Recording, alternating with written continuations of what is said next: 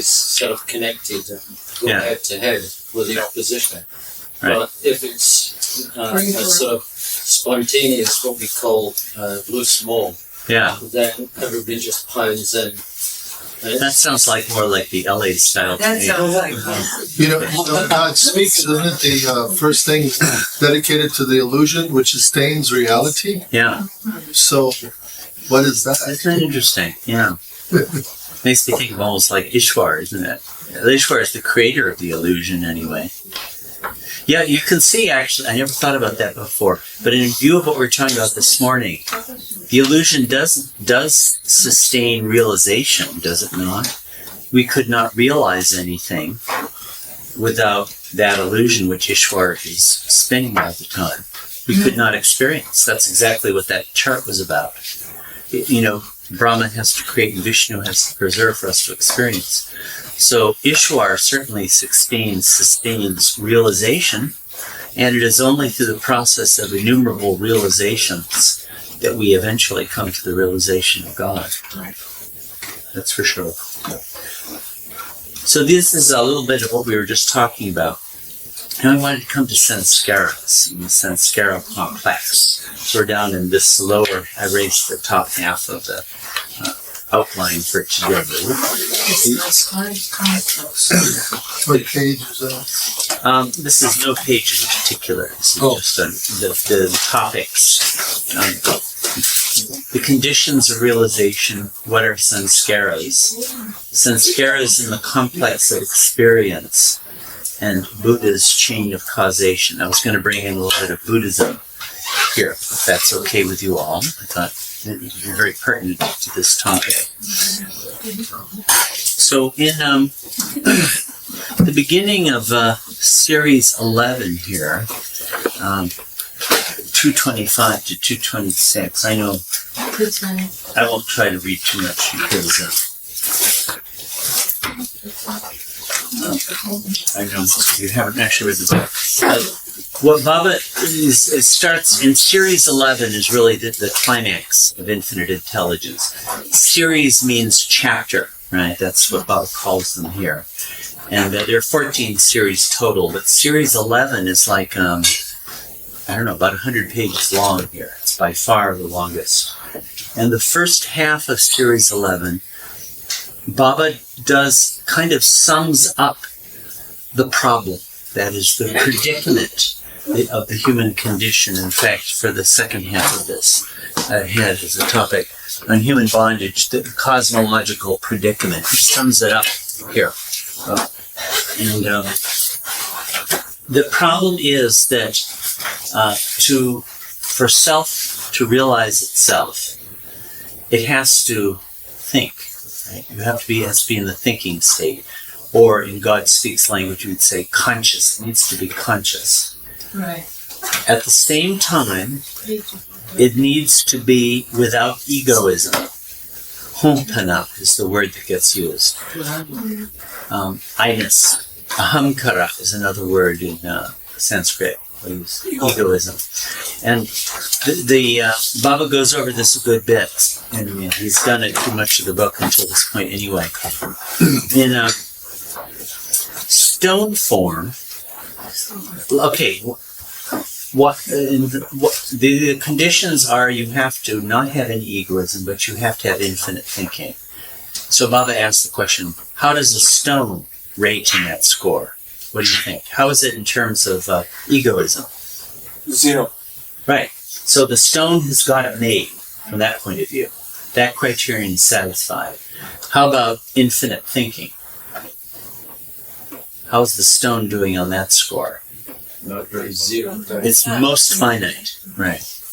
You see, all of these, we sort of think of stone as like at the beginning, a primitive state at the beginning of the journey. But actually, these are all representative of fundamental elements in the mix. A stone is actually got it made where it comes to egoism. We actually need to become like stones. But what it lacks is the infinite thinking. Now, how about a human being? How are we doing so far as infinite thinking goes? You got it. A lot. We got it. We got it made. How about on the egoism account? It's all.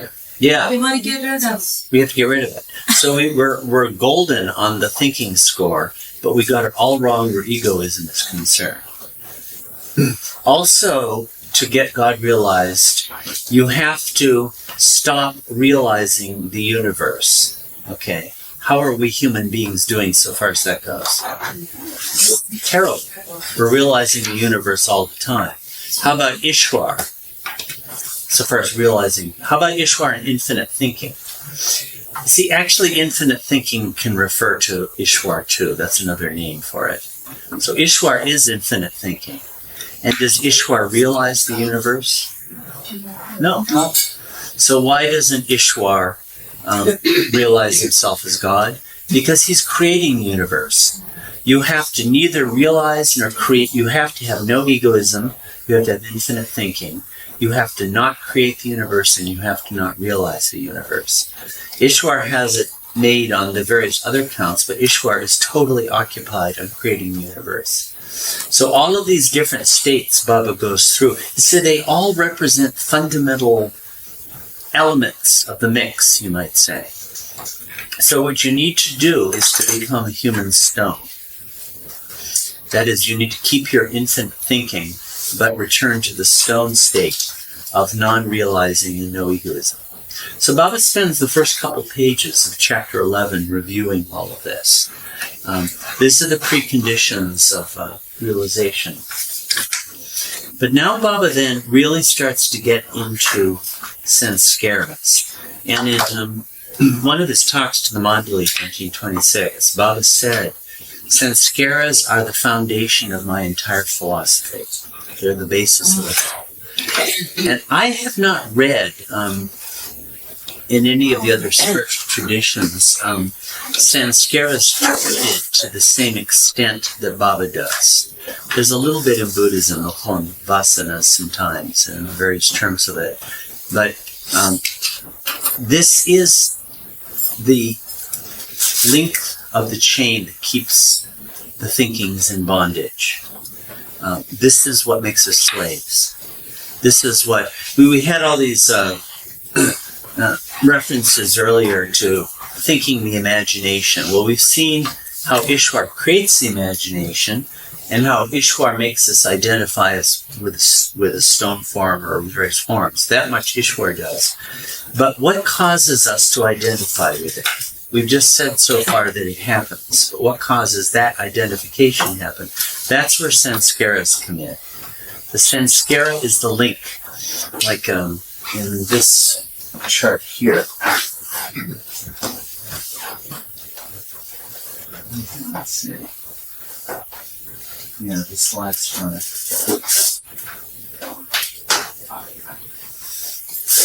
In the master chart here. What causes, okay, this is stone, and the most finite thinking of stone thinks the imagination and realizes the imagination, right? And metal, same thing. Well, what causes that link to get made is a sanskara. Okay. So that brings, up the question, what on earth is a sanskara? And Baba never exactly gives a definition of a sanskara, but I thought I'd just bring up one of the things we did at Mirano 2 years ago was sort of beads on a string, trying to bring in some of the perceptions from the other great spiritual traditions of the world as they may help to be relevant to what Baba's own explanation of things. So I wanted to bring in something from one of the spectacular giants, Adi Shankaracharya. Let's see. Here's these are images of him. He was, they're not sure when he lived, but 788 to 820 is one guess. And he is the greatest figure in Vedanta. Heard of Advaita Vedanta? You know what Advaita means? Advaita? Non-dual. Yeah. Non-dual. Dvaita is related to our word two. T-W-O-D-V-A. Dvaita are actually related to each other. And Advaita means not two, non-dual. He was the greatest figure in Advaita Vedanta, which Baba has explicitly embraced. Baba actually said I was Shankara, whatever that means. Valna too remembered Baba actually saying that. He was a perfect master, at least, and some people think of him as a minor incarnation of the avatar. And I would rank him, personally, from my limited knowledge of these things, as the greatest philosopher of the world that I've ever read. I would actually rank him as number one, and this is a complete, total genius. Well, he... point about him is that he brought about the revival of Hinduism in India. That's right. Right. Huge role in that. He actually, the Buddhism comprised a huge challenge to Hinduism. And Shankara really formulated an understanding within Hinduism that was adequate to incorporate the understanding inside of Buddhism. He's quite a towering giant of a figure. Well, the reason I'm bringing him up here, apart from the fact that I think it's good to know about someone like this, is because of a concept that he called adhyasa that I think is helpful in understanding sanskara, what a sanskara is. This is from the very opening section of a book of his called the Brahma Sutra Bhashya. I know you're getting hit with a lot of words here, but Brahma Sutra Bhashya. A Bhashya is a commentary, right? And you've heard of sutras. A sutra is a short saying. The Brahma Sutra is a very great sutra written by Badarayan. I've forgotten his precise name. Probably a perfect master, I would guess. About 2nd century BC or so. And this book of Shankara's, I don't know, it's often called the greatest work of Indian philosophy. It's towering work that is. And it opens with a discussion of this topic. So this section of the Brahma Sutra Bhashya, which is right here, is generations for centuries and centuries memorized this in its Sanskrit original. So it's really, I'm just letting you know, we're up on one of the, Himalayan mountain peaks here. Now here's what the basic process of adhyasa, which means superimposition. That is, to superimpose one thing on another. This was the basic cause of ignorance, as he explained it. And this is how he defined adhyasa. The apparent presentation to consciousness, by way of memory, of something previously observed in some other thing. Now, let me give you an example, and then we'll read this again. The example he gives, a famous example, and Baba used this too. You're in an Indian village back in the 8th or 9th century, and it's about twilight, and you step out the door of your hut, grass-thatched hut, and you see a snake, but this coiled snake coiled up there, okay? But actually it's not a snake, it's a little coil of rope. This is an example of superimposition. You see, the apparent presentation to consciousness by way of memory of something previously observed in some other thing. That is, you have previously observed a snake, an actual snake. And this is being, the memory, by way of memory, of the snake is being presented to consciousness and superimposed over the present experience, right? I am superimposing my memory of a snake over a coil of rope. And I am experiencing that rope, coil of rope, as a snake because of the operation of adhyasa, okay? Now this fundamental process is the source of our failing to know I am God. It's this. This is In other words, to Shankara's view, all that exists is God. He was the great formulator of this view. And Baba said the same thing. Baba's basic worldview is identical to Shankara's, and he said so, as a matter of fact. All that exists is God, but I am superimposing on that actual reality the memory that I have taken from something else, the memory of the past. So instead of seeing God, I see this room, because these memories from the past are getting superimposed on that. Do you get this? This idea of superimposition? Now, this seems to me to be a description of what a sanskara is. You're taking the memory of something you have experienced in the past, and it is arising and getting superimposed on the present reality, which is nothing other than God. Yeah, did you? Yeah, so like when you have a baby born or a teenager, so how we recognize that this is like This hardly ever passed.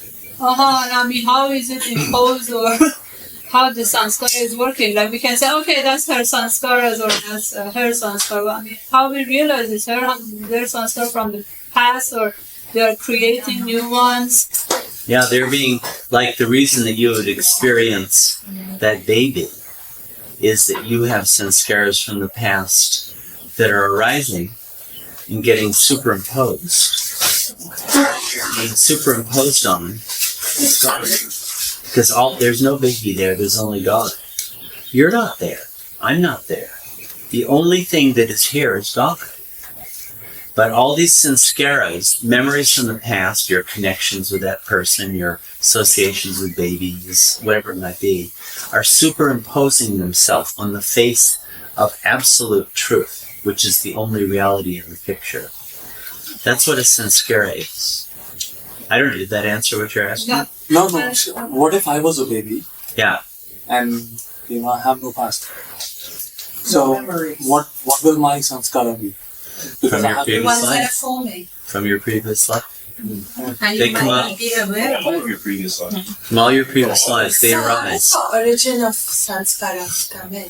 I mean, the first sanskara. Yeah, the first sanskara. So how will that come in? You know what the first sanskara is? Who am I? Who am I? That's the first sanskara. And then everybody else takes a different path to sanskara. Yeah.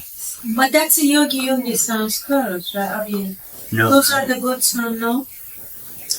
no, that's the source of it all. Who am I? Whether it's good or bad, it's the sanskara that keeps forming and winding up. Yeah, because you see what happens is there's that. Baba also characterized, in God Speaks, he gives it that phrase, who am I? That's one of the great ideas in the history of thought given by our avatar, explaining that point. The original whim or the original urge is who am I? Even himself. Yeah, I'm not aware that explanation has been given before, although I don't know. Ramana Maharshi was saying that too, but Baba was saying that from very early. But Baba has also characterized it as the first desire. Why would who am I be the first desire? Well, wanting to know who I am. All desire is rooted in that. That's the source of it all. But the reason, why is it that, I want, money, or I want, pleasure? Well, it's because of these sanskaras. I keep superimposing. Instead of recognizing God, I keep superimposing memories and wanting that instead. But the first desire is who am I? To put this, Baba also uses this expression. It's the word. Ever heard that before? In the beginning was the word. John, to the Gospel of John. We could relate it to the Quran too. This is really at the root of all the great religious traditions. Yeah, Nathan? Did you want? Well, I was just going to say, isn't it the original sin?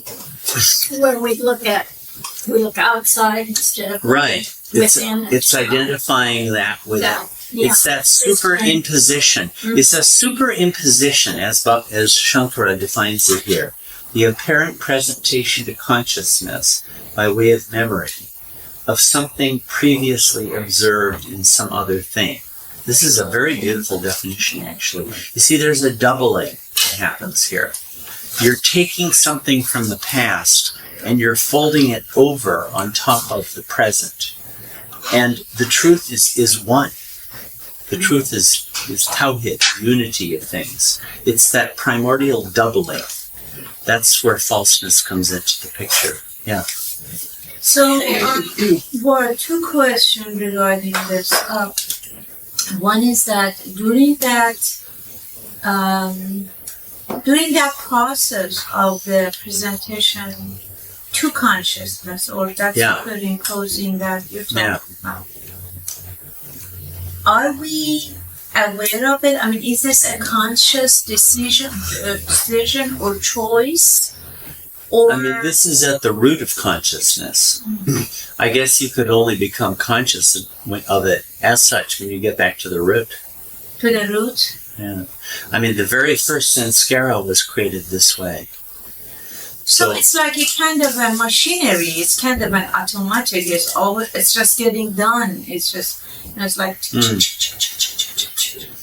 going, Yeah. It's just, Well, the very... as long as the falsehood exists. Yeah, the very evolution of consciousness has as its purpose the achievement of full consciousness so that you can start to ask these questions on your way back to answering the question, who am I? If you want, God asks, who am I? And as we were just saying, the problem, why can't infinite intelligence answer that question? Because thinking is not there yet. It's most finite thinking. So that first original impression is not sufficient to create an adequate medium for knowing who I am. So the one impression creates more impressions, and they breed more and more and more and more and more. And all these sanskaras become the medium through which consciousness is captured. And that's how you accrue consciousness in the first place. So it's not like this is a bad thing. This is essential. This is the medium by... There's no way out of it. Yeah, well, you're just going to have to wait until next week. 800 million. But my second question, I'm sorry, I had my second question. So, the second question is, it might be out of context, but the question is there. The question of provisional ego, and where Baba talks about thinking about me or your master instead of yourself, and repeating or kind of realizing. Yeah, we should wait until we get to karma yoga. Okay. We're talking because that's part of the question of how to get rid of samskaras. But what we're still studying is how we get them in the first place, and the role that they're playing. Yeah. I want to know, once the first soul realized that he's God in human form. So why the God his answer who he is? So why does he have the entire universe? Baba actually addresses that exact point in the discourse. Why he has to come as avatar again and again, and just he got his answer. And, Baba says that this realization is an individual experience. So apparently individuality endures, right, even to the state of realization of God. That's another huge separate question that we better not try to take on now. Yeah. We have the natural and the unnatural sanskara. Yeah. So up to the human Yeah. Up to human evolution, are those considered natural? That's right, they are. Yeah, what's the difference between natural? And I know there's been a lot of talk about this in the Baba world. Yeah. But let's just stick to infinite intelligence because the difference there is very simple. What's the difference between natural and unnatural sanskaras? Or in discourses, it's called natural and non-natural. It means exactly the same thing. Why would these sanskaras you acquire during evolution be natural? Because it's part of nature or part of that sort of evolution through plant, stone plant, Yeah. animal, etc. Yeah, it's that natural process Yeah. where the soul or the thinking in infinite intelligence is acquiring consciousness. Yeah. Baba gives an analogy for this in Series 12 of Infinite Intelligence. He gives an example of a little stream in a little grotto. And at first the stream is tiny, and there's a little stick in the stream. That's you or me, that's thinking. And it kind of goes very, very slowly as the stream it gets bigger and bigger. The stick goes faster and faster and faster. That's the natural process of acquiring consciousness or acquiring infinite thinking. And the reason it's natural is that thinking is actually infinite from the very beginning. It's just suffering from the delusion that it's most finite. Because remember the door, the eye in the lion and the hole in the door? Well, the hole is tiny, and that's the form. So there's that crossing line where there's this contradiction where you identify with the most finite form. But in reality, thinking is infinite all along. It just mistook itself for something other than that. So it's just a natural process of coming back into possession of itself. That's all. It's just, thinking, realizing that it's infinite, which it always was. Yeah. So it's natural in that sense. But why would it be unnatural in human form? And the word unnatural here doesn't mean like perverted or... Let me give you an example of unnatural sanskaras. I'm really concerned about... I'm a multi-millionaire. And there's some hurricane that's hit. And I, feel guilty about all the money I have. And I feel a certain amount of concern for the people who have been damaged by the hurricane. And I want a good reputation for being a charitable guy. So I give $1 million. Okay. Those would create unnatural sanskaras. That is to say, it's good action. It's good action on my part. But it's not karma yoga either. I'm attached to it. I'm attached to my having given money. I want people to know I did a good thing, etc., etc., etc. And so the sanskaras I acquire are unnatural in that sense. They're good. They're good. They're unnatural. Other unnatural sanskaras, I'm walking down the street and I see someone ahead of me and I beat him up and take his wallet. Okay. That also acquires unnatural sanskaras. It has nothing to do with good or bad. It has to do with sanskaras that you acquire in human form. That's all. Why are they unnatural? Because you're creating that delusion. Why are they different from like a tiger jumps on a poor deer?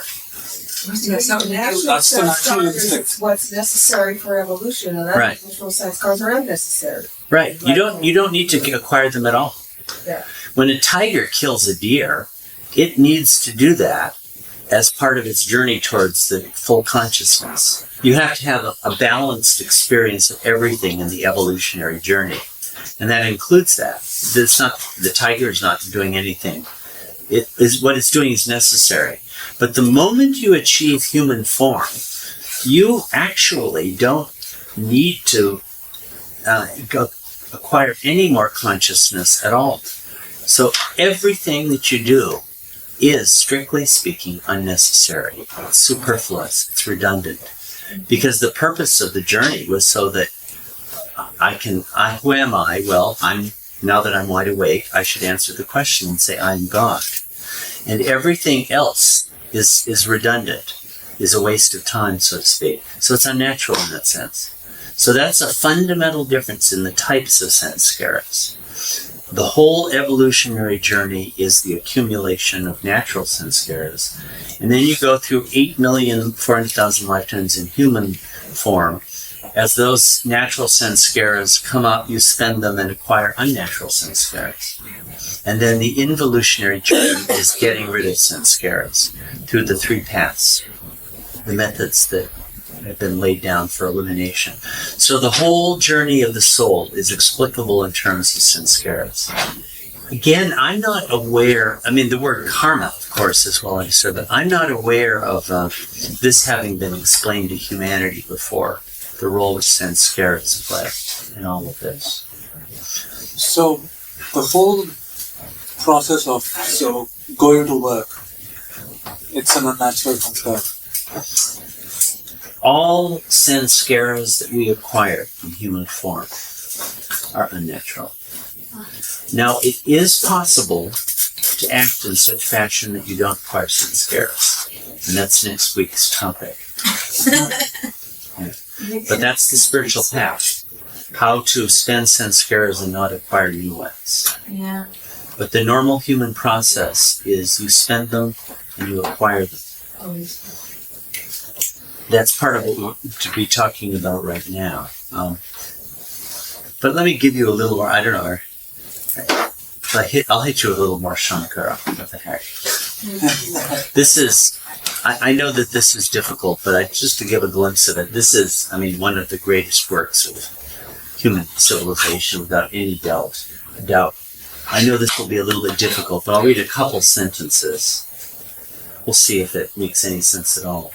All right, could somebody read out a little bit of this? Can you read? Is it too small? I will. Okay.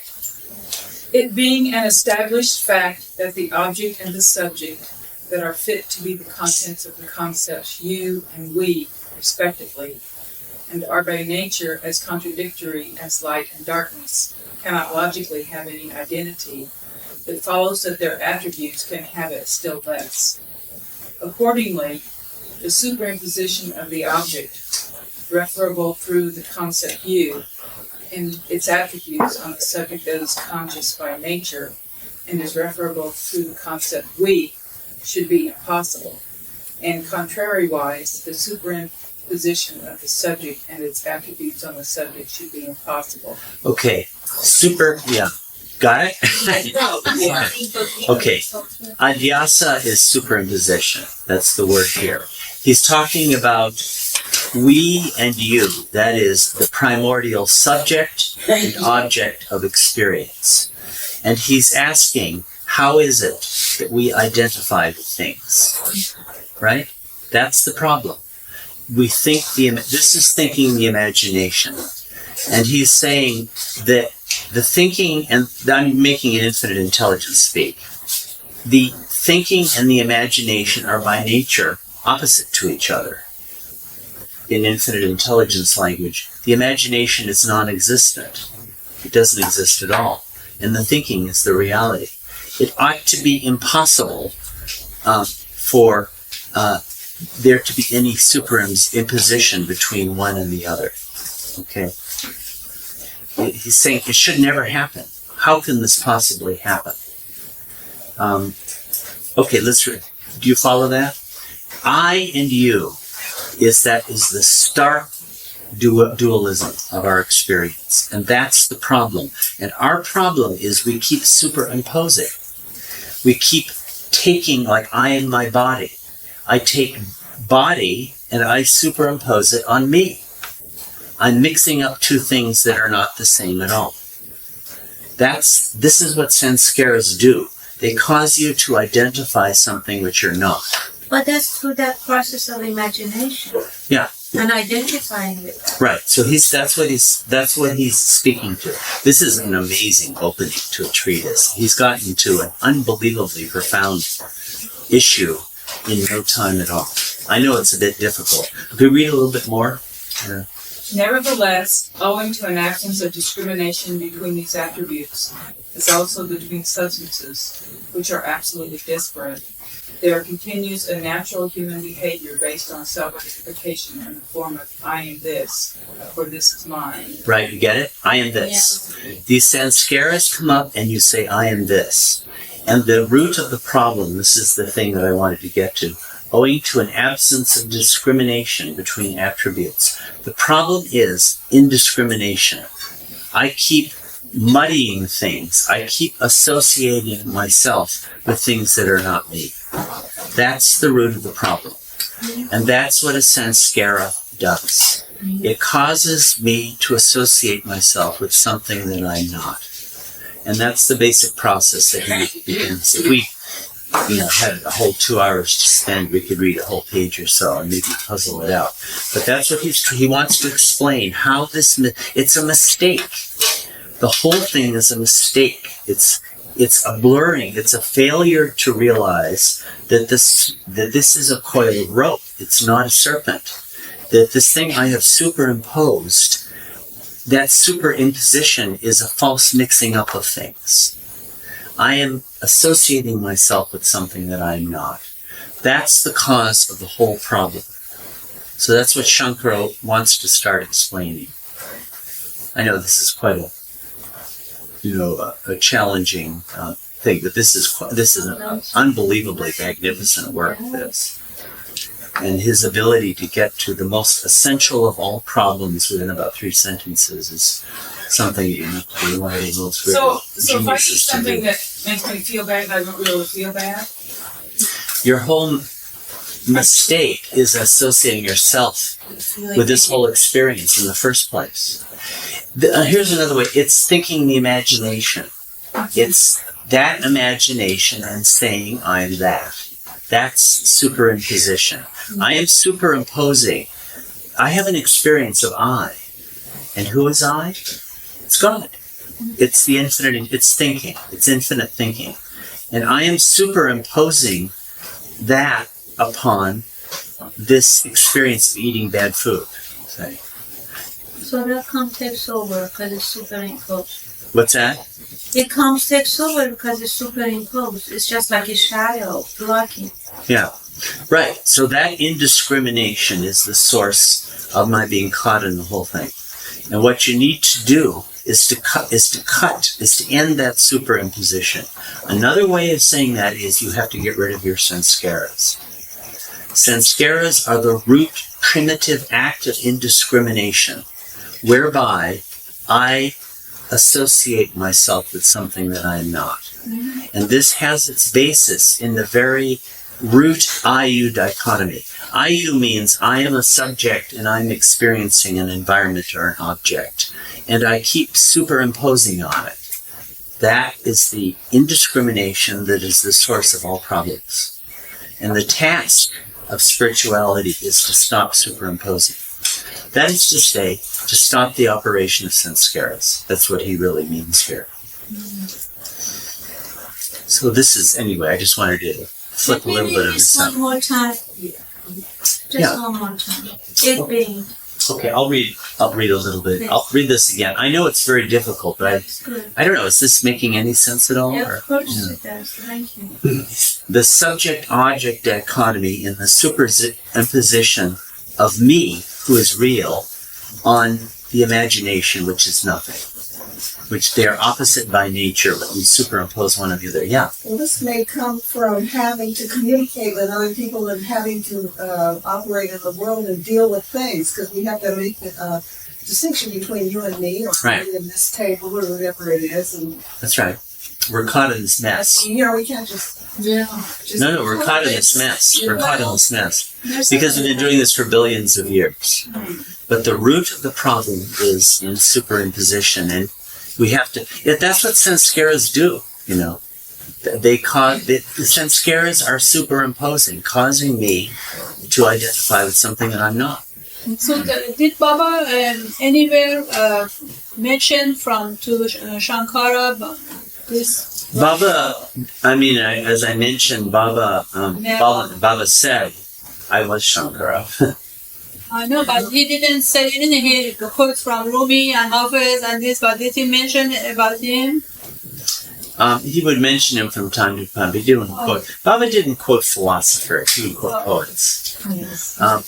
But in God Speaks... So that's why I want to know just whatever Meher Baba has said. Yeah. Yes. Well, I mean, Baba said I was Shankara. Oh, he said that? Yeah, Baba too remember Baba saying that. Was Adi Keirani named after this Adi? No, Adi just means the original. The original Shankara. There are many other Shankaras. Because of him, there's a Shankaracharya even to this very day. There's an order of people, but he's the original of them all. Yeah. But and also when God speaks in the beginning of chapter 8, there, by Eros, but obviously, given to him by Baba, it says, may her Baba, what's the word, accepts or embraces or some word like that, without equivocation, Advaita Vedanta and Wadat al-Wajud. And Advaita Vedanta, this everyone knows that Shankara is the giant in Advaita Vedanta. And Wadat al-Wujud is the school of Ibn Arabi, who Baba also said was a perfect master. So Baba might as well have mentioned their names. Everyone knows this is who those refer to. Yeah. But now, how do sanskaras actually work? I have, let me get, where do I have these? I'm going to go back to these things again. In terms of our discussion here. I already forget what they are. Yeah, there we go. Okay. Okay. We have this superimposition is a description of how the sanskaric process works. But okay, we have what you could call memories. It's like a sanskara is a kind of a memory, a captured memory. But in sounds, they originate in latent state. They're in the fine state, right? This would relate to us waking up from sound sleep and going to sleep. It would relate to that scale of things. But it also describes just how a sanskara would operate anyway, like even in the midst of a day, suddenly a sanskara arises, and you have an urge to do something or another. This would describe that process too. A sanskara is lying latent, maybe from your previous lifetime. It emerges into the subtle sphere. Remember, we're talking about fine sphere, subtle sphere, and gross sphere. It emerges into your subtle body, your subtle awareness, and you experience it as a desire. Okay?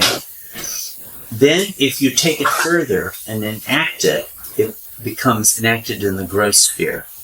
So these states of the sanskaras relate to fine, subtle, and gross. That is latency, where you're unconscious of it, to the subtle sphere, where it's experienced as desire, and the gross sphere, where it precipitates into action. Subtle sphere when you run a plane. Yeah. So it only comes and goes as a desire. You don't put it into action, or you do? Well, and in the subtle sphere, if you put it into action, you can put it into action too. You're just not conscious of that, but it can happen. Yeah. I mean, people on the subtle plane have bodies that act also. Yeah. True. But now, when you put it into action, there's a word, a very good word that moves throughout infinite intelligence here.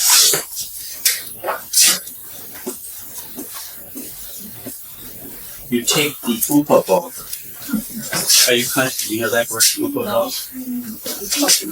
Upabog. Upabog is a word for, like, we could say enjoyment. Mary Kay, you remember upabog? Yeah. Yeah. And Carol, you probably guys, they got upabog.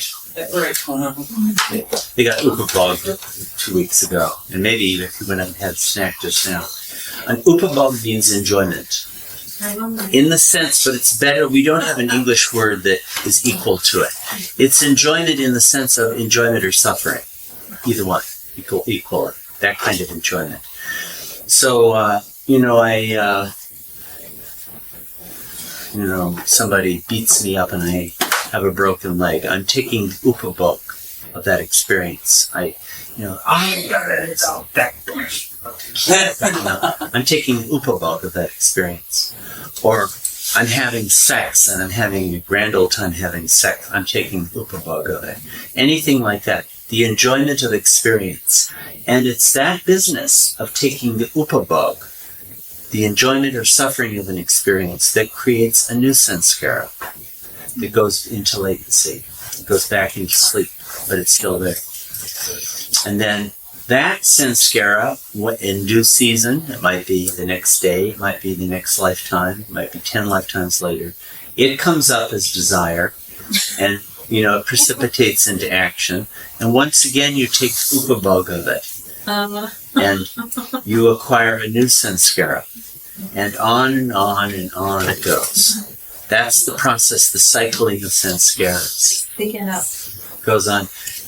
Francis Brabazon wrote a line once that comes to my mind right now. He said, "The merry-go-round is not so merry when you start to realize that it keeps going round."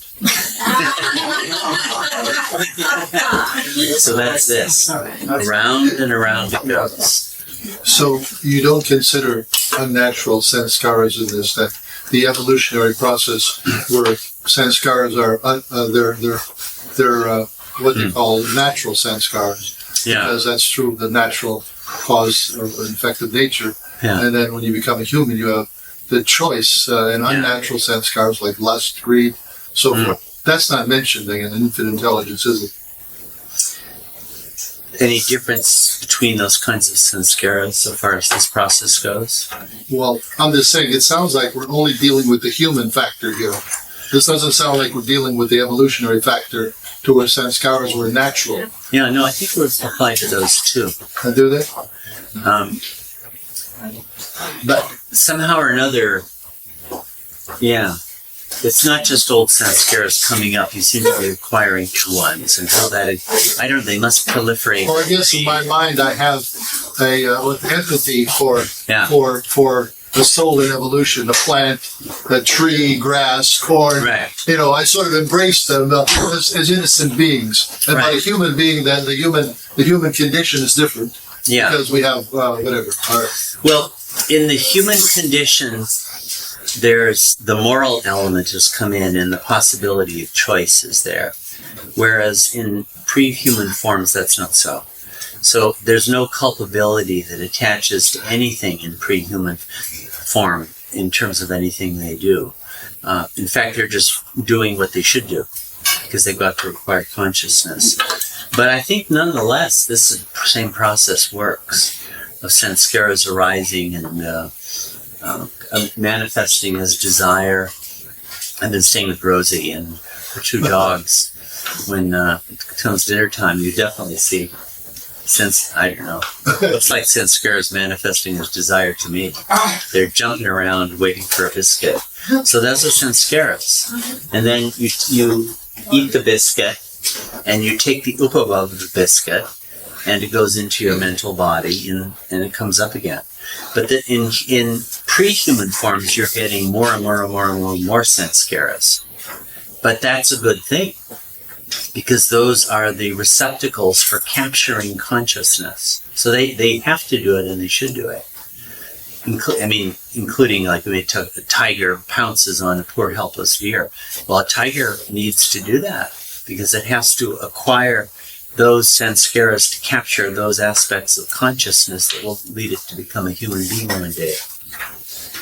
But in the human form, the thing is, you don't need to be doing any of that anymore. It's all unnecessary. Yeah. One thing I just thought of is the case of a plant or a tree. It's taking water. Yeah. And it doesn't have any thought of what the needs of other plants or trees are. Yeah. So there's no moral judgment on that plant. It's just sucking the water. Yeah. Because it needs water.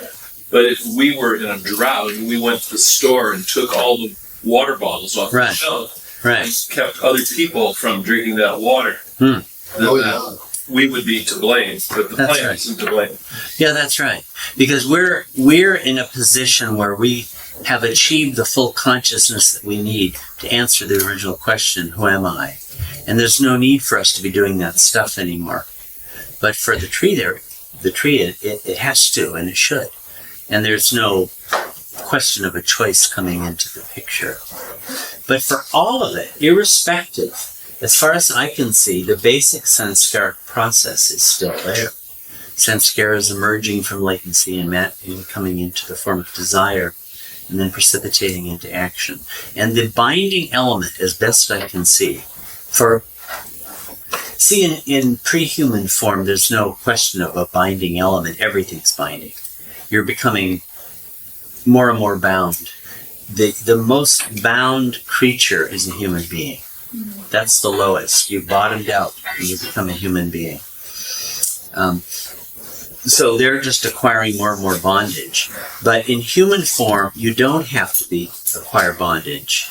And so it's very good to know that it's the upabhag, the accepting the enjoyment of sanskaras. That's what binds.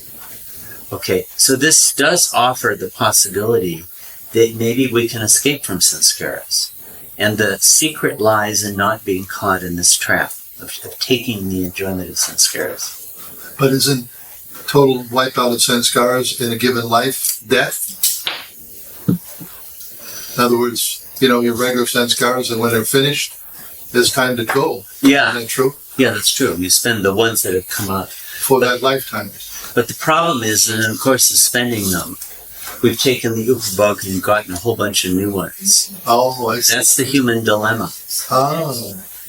If we could just, you see, actually when a sanskara, let's say I go through a lifetime and I do good stuff and do crummy stuff. Let's say I'm basically a jerk, and, I steal stuff and I have relationships and break them up right and left and leave a trail of broken hearts through my whole life and people who's, I screwed over in business and things like that. Actually, I have gotten rid of a ton of sanskaras. I did that because I had those sanskaras. So that part of it's good. But the problem is that in the course of spending them, I got a ton of sanskaras. Oh. And those are all back into latency. And in my next lifetime, those are going to come up. So actually, in spending sanskaras, you really are. You need to get rid of them. That half of it is right. So the art of human form is to learn how to spend them without getting new ones. And it takes 8,400,000 lifetimes in reincarnation before you even start. Before you even get on the path of starting how to do that. There's some stuff from Buddhism. Let's see if I wanted to show the Buddhist account of this, which I think is very illuminating. I think Bano describes it in the discourses. Yeah. If I remember about lifetimes of the balance of sanskaras. Yeah, they're marvelous. There are 4 marvelous discourses on sanskaras, the formation and function, and then the elimination of them. It describes 5 basic methods of getting rid of them. Yeah. That's about the 8,400,000. It seems kind of counterintuitive to me about some other things we always hear about, seeking and getting the contact of a perfect master. And it would seem to me that, that there would be circumstances where you could derail or you can break up that, that there would be ways to shortcut that pattern. I mean, that's not a solid number in all circumstances. That everyone has to have 8,400,000. I mean, it seems sort of counterintuitive that there be this preset number with no allowance for individual differences and circumstances. Yeah. Well, Baba did say once that you can cut it short by contact with the perfect master. That is a way to cut the thing short. I think it just takes a long, long time before you're at the point of even beginning to want that. The problem, the human experience is you just go on around wanting things. Like, let's suppose, oh boy, I just want to be rich, If I were a rich man, remember that song? Yes, I was a rich man. And then your next line, those sanskaras come up, and you become a rich man. And, you live it in a kind of selfish way. And you take the fruit of the experience, you take the enjoyment of the experience, you die. And then you have to experience the other half of that, and you're poor again. And, it goes on and on and on. I guess what I'm saying is that, for instance, like when the avatar comes back in every avatar cycle, and his presence is facilitating a speeding up of this, and it's, Baba said this, I come in it's for the benefit of all creation. Right. One would think that would help to help evolution of creation it would sort of help speed up this process. You know. Yeah. So I guess that's why the whole the 400,000 is a solid number. Seems kind of. I wonder how solid that is. Yeah. I don't. Well, there are different schools of opinion in the Bible world on this. So this is another subject in which we could have a good scrum. We were talking about scrums earlier. No, yeah, I know. All I know is Baba did say a number of times, 8,400,000 lifetimes, and there was a place where he said you can cut it short through contact with a perfect master. And beyond that, I don't know. But there are a couple of other things about this. He did say that in evolution you pass through 8,400,000 species. So that number appears to be a significant. Well, it's 50,400,000 with every evolutionary form, gas, metal, fish, 8,400,000 in each level until you achieve 50,400,000. Here's the thing. Here's a Gary Kleiner. You know Gary Kleiner? Yeah. He had this observation, which I think is pretty amazing. This is just. All right, Baba didn't say this, right? But it's a very interesting coincidence. The the ovum and the sperm each has 23 chromosomes, and they, when they unite to create an embryo, there are 46. Well, 23 each. 2 to the 23rd power.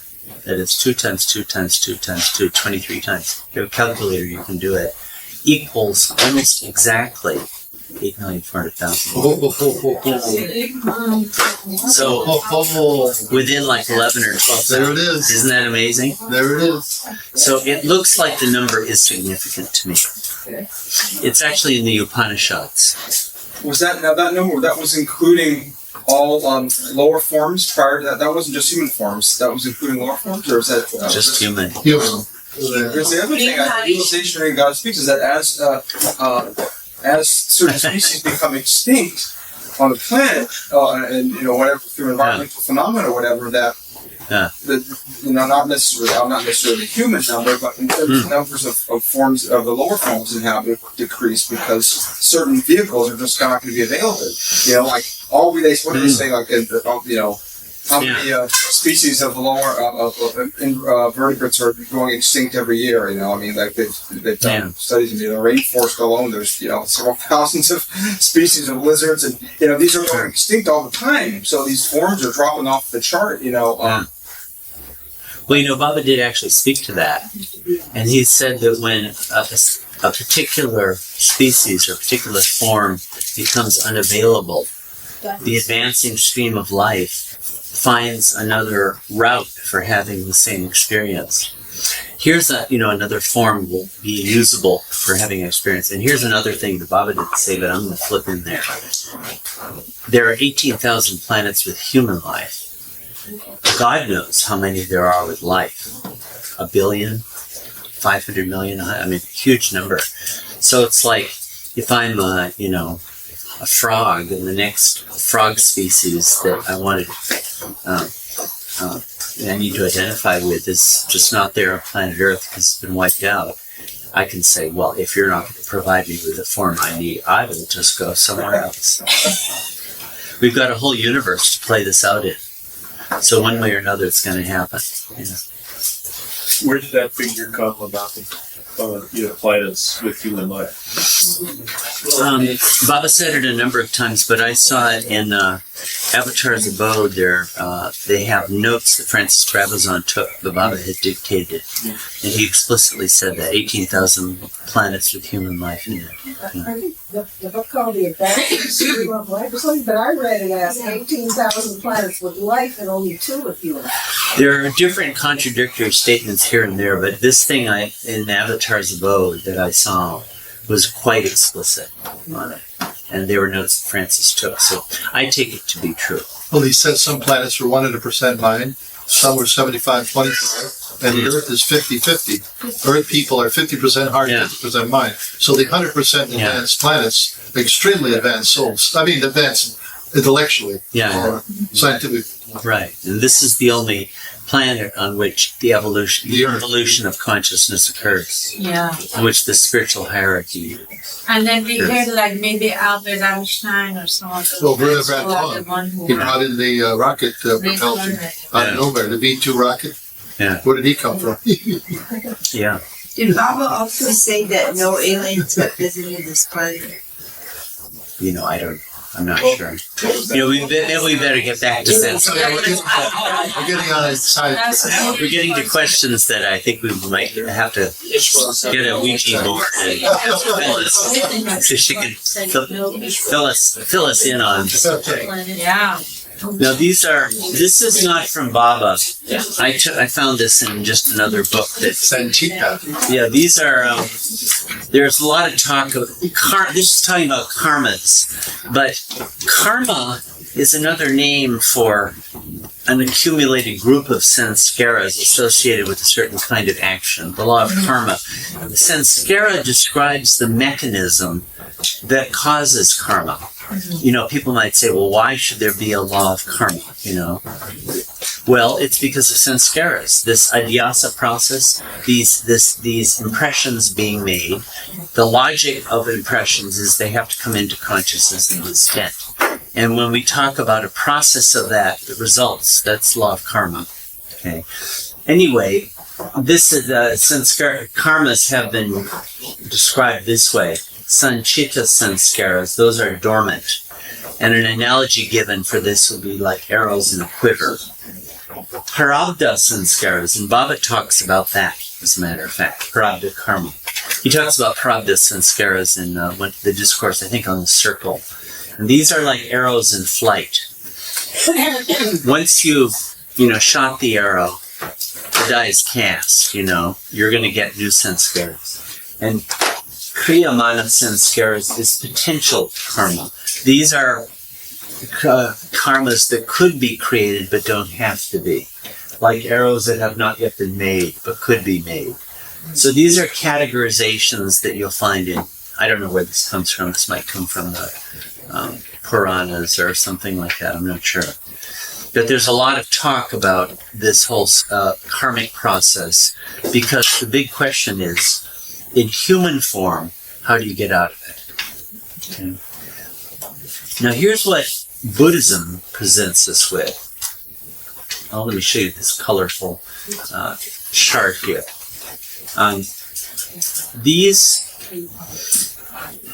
The Buddhist word for it is right here. I don't know if you can read this. It's a mouthful. But this is one of the most central, most important ideas that the Buddha seems to have taught. Pratitya samutpada. Pratitya samutpada. You got that one? Pratitya samutpada. I'm repeating because it's such a big idea. And what it means is dependent arising. And the what Buddha was trying to characterize the phenomenal world. And as Buddha explained it, the phenomenal world is soulless, it has no soul, it is full of suffering, and nothing has an autonomous, independent existence. As soon as you get one thing, another thing is there. There's a formula for it, I have it here somewhere, but if this, then that. If not this, then not that. If this ceases to be, then that ceases to be. Everything is dependent on everything else. Everything is bound to everything else. That was Buddha's whole theme was suffering. And what he proposed to offer was escape from suffering. And part of his analysis of suffering was this, pratitya samutpada. Everything is tied together and bound together. And in particular, he described this chain of causation. Listen, go ahead, stop me. I know this is a lot of stuff, but it's a wheel. This is the wheel that keeps spinning. This is the process that keeps us bound. This is the wheel of karma, you might say. These are the links of the chain that keep us in bondage. The root of it is ignorance. Remember how Shankara, that's part of the reason I wanted to read Shankara. The root of the problem is indiscrimination, right? Where I superimpose I mix up myself with something that I'm not. I associate myself with, like my body. I think I'm my body. That's a superimposition. That has the same insight as this does. The root is ignorance. That's where it all begins. From ignorance arise sanskaras. Actually, I think it's the same as Baba's word. And sanskaras precipitate consciousness.